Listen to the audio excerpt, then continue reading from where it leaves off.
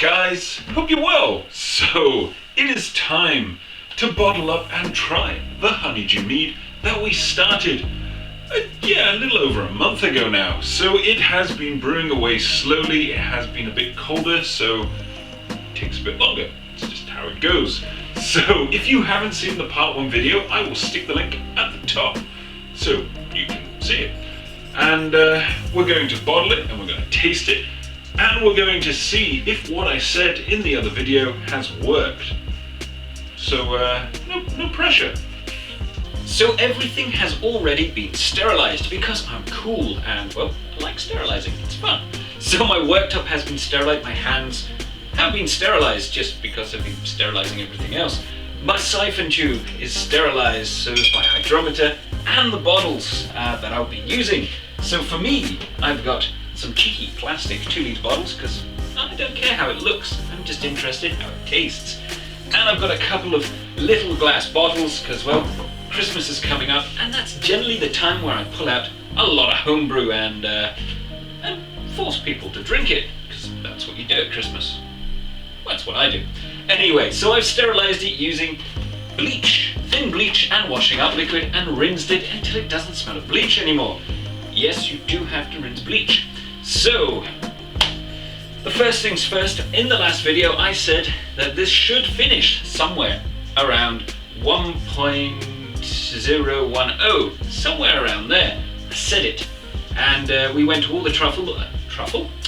Just thinking of food now. We went to all the trouble of basically using beer yeast to make sure it's retained some of its sweetness, because, well, we didn't go excessive on the honey.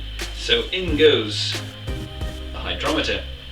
And I would say there's a drum roll, but this is cool. We'll just wait, watch longingly, and see what it turns out at. So I left it to settle out, and we're back. And by the looks of it, I can keep the name of Weirdo Brewer.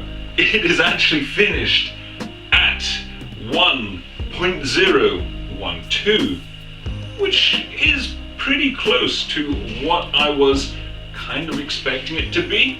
I did want it to have a bit of sweetness left in there because, well, like I said, we didn't use a lot of honey. I mean, we used just over a kilo of honey-ish.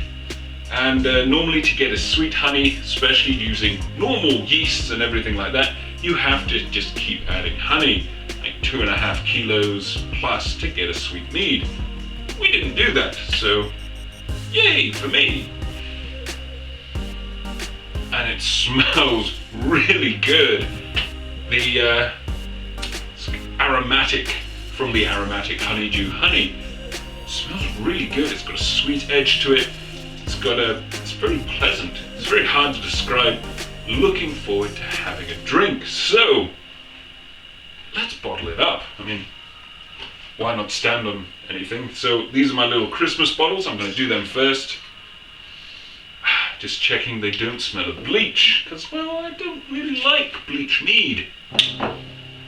Not one that's, even for me, that's a bit weird. So that is, there we go. Pop our sterilized thing in. Like so.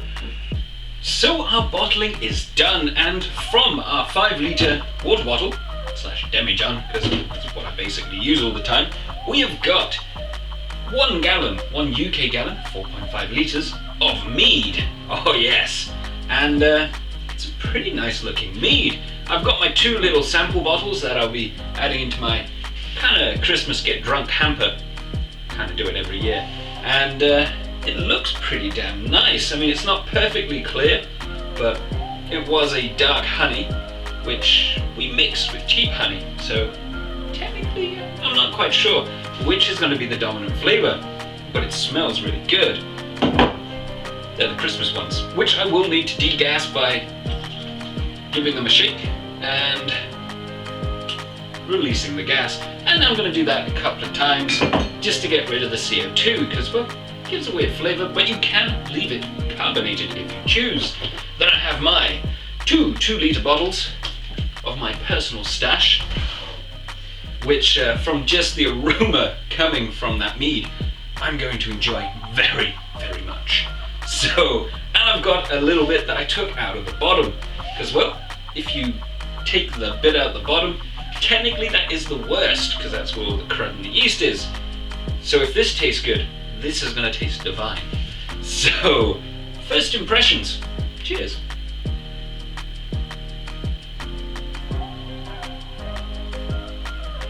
First impression is, this is bloody lovely.